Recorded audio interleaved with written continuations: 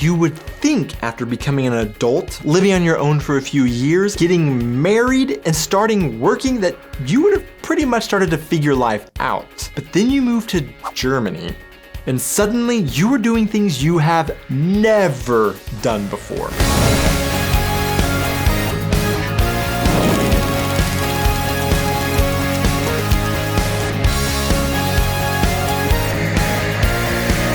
Hey guys, and welcome back to our channel. I am Donnie, and along with my wife Aubrey, we are two Americans currently living in Germany and sharing all of our experiences living and traveling throughout Europe. If you are seeing this video, that means that we have had our baby and are actually taking a little bit of leave. So as you are watching this video, we are probably making some really interesting notes for a video on what it is like having a baby in a foreign country. So that may come, but just like last week, I couldn't go completely without uploading something for you guys while we are taking time off, as if having a baby is going to be a vacation. So I have prepared a few videos on various themes in which I have taken some of our favorite topics from past videos and compiled them into one video on that specific theme. And I think that there will be quite a few of these that you will have never seen. I will leave a link to the original videos of each part for you guys to check out if you would like. But with all that being said, I hope you enjoyed this video on a few things we had never done before moving to Germany. First, I have to say that we are originally from a state in the southern US called Oklahoma and now live in the southwestern German state of Rheinland-Pfalz. And that both of these places have their own unique subcultures that may not be representative of the two countries as a whole. Therefore, let me know your individual experiences with these things in the comments below and where you are from. And let's just remember, just because one place does something one way and another place does something another way doesn't always mean there are rights and wrongs. Maybe just simply different ways of doing things.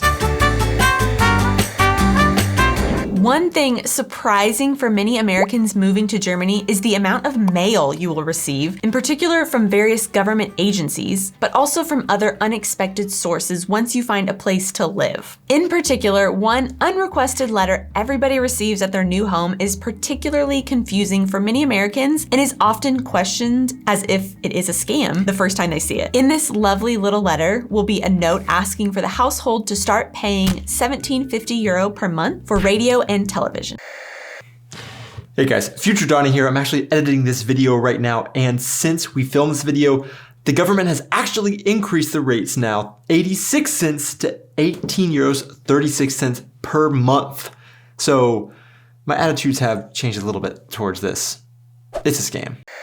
A vast majority of Americans we have talked to were confused by this letter and thought it was just junk mail for a cable or satellite service provider, and some of them just threw it away. We even have one friend who did just that, and after 4 years of living in Germany, she decided to move back to the States, and she was sent a not as lovely little note saying she owes 4 years worth of TV and radio payments. So what is this letter actually? Every household in Germany must pay a license fee to contribute to funding public broadcasting on radio and television. Even if you don't watch television or listen to radio and stream all of your entertainment, you still have to pay. There are very few exceptions that only really apply to those that are low income and on welfare or have serious health issues that may hinder them from actually being able to use these services. We actually already covered the subject in much more detail in a different video that we made about the differences between German and American television, but the short story is that public television is a much bigger deal in many places in Europe, including Germany, than in the US, and it is often paid for by a TV license, which of course a TV license is something that we don't have in the US. So this also is not technically a scam, but depending on who you talk to and their political feelings on the subject,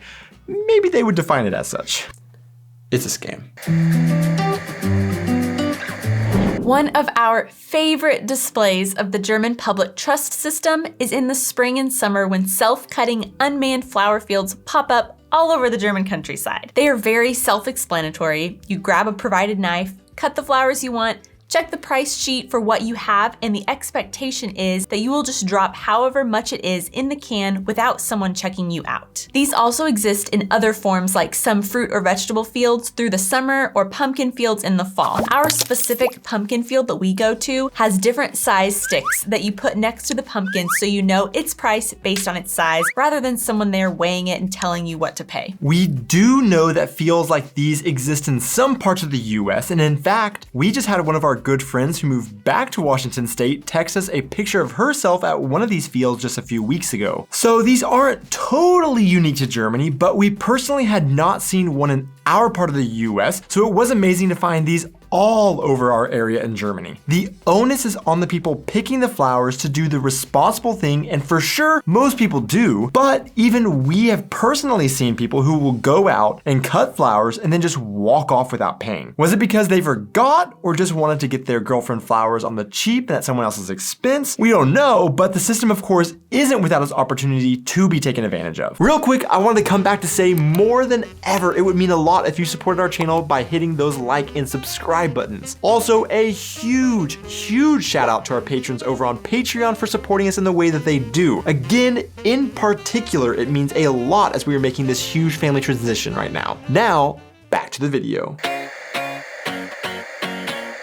Sites back home geo-blocking us from accessing them is not the only thing that the GDPR also changed in how we experience the internet over here. One thing we also notice every single time we want to access a website once we moved over here is that any and nearly all websites we get on, we never get to just simply surf that site from the moment that we click on their link. Instead, we always have an annoying pop-up asking us to give consent for cookies. Now, I say it is super annoying, and I find that it is in a minor way, but termsfeed.com writes, on the face of it, cookie banners may seem like an unnecessary annoyance, but there is a reason that governments are becoming more concerned about regulating online business activity. Along with the GDPR, the e-privacy directive was passed, and websites needing to comply with these new e-regulations have had to add a pop-up that looks something like a variation of this, and you have to either give or deny consent to their cookies. In the US, however, asking for consent to cookies is not required and therefore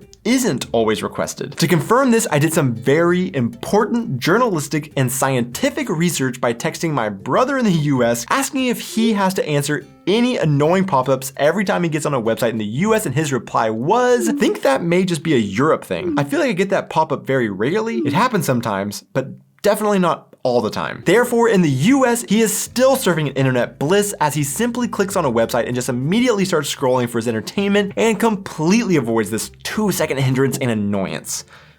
All while getting his information stolen, I guess. One of every foreigner living in Germany's favorite new thing is to learn the German recycling system. We've hit on this in multiple videos like a true foreigner in Germany's YouTube channel, but within the recycling system, there is an unofficial rule that took us by surprise the first time we learned about it and have since adopted it. This German habit is the act of sitting plastic or glass bottles next to a public trash can rather than throwing it away in the trash can. As a foreigner coming to Germany, this initially looks like really annoying littering because you will find a trash can that is not full or overflowing, yet it looks like the person who is done with their bottle just couldn't bring themselves to complete the throwing away task by actually putting it in the trash can. However, that is not the case at all. In Germany, many, if not most, bottles are reusable, and when you purchase them, you actually pay a deposit on the bottle that you can get back when you return the bottle. Typically, if people are drinking from these bottles at home, they will collect them in a closet until they have enough to make a big trip to return them and then collect a larger refund for the deposits they had paid. However, if you're out and about, you don't want to carry a bottle around with you all day until you get home, but if you throw that bottle away, it literally is just throwing money away because of the deposit you already paid on it. Therefore, many Germans will set these bottles next to the trash can, and then someone who may be homeless or in need is able to come by, collect these bottles, and then return them to a store to collect the deposits for themselves. It's a really neat way of being able to help those in need indirectly and in a small way. Of course, once we learned the reason behind the bottles next to the trash, we now always do this when we're out and about and are done with a bottle that has a font.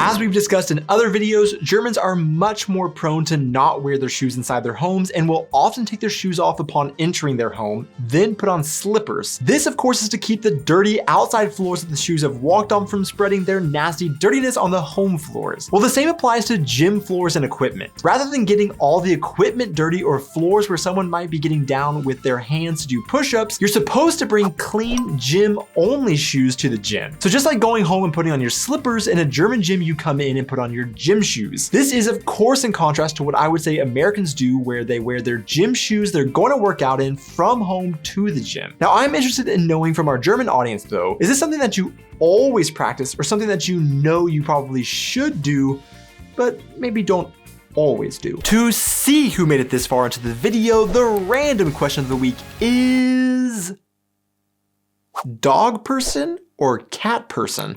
Which one are you? Thanks so much for watching, guys. Be sure to hit those like and subscribe buttons, and we will see you in our next video. You would have pretty much started to figure out. No! I think I started thinking about other things while I was talking. I do that all the time. We even had one friend who did that.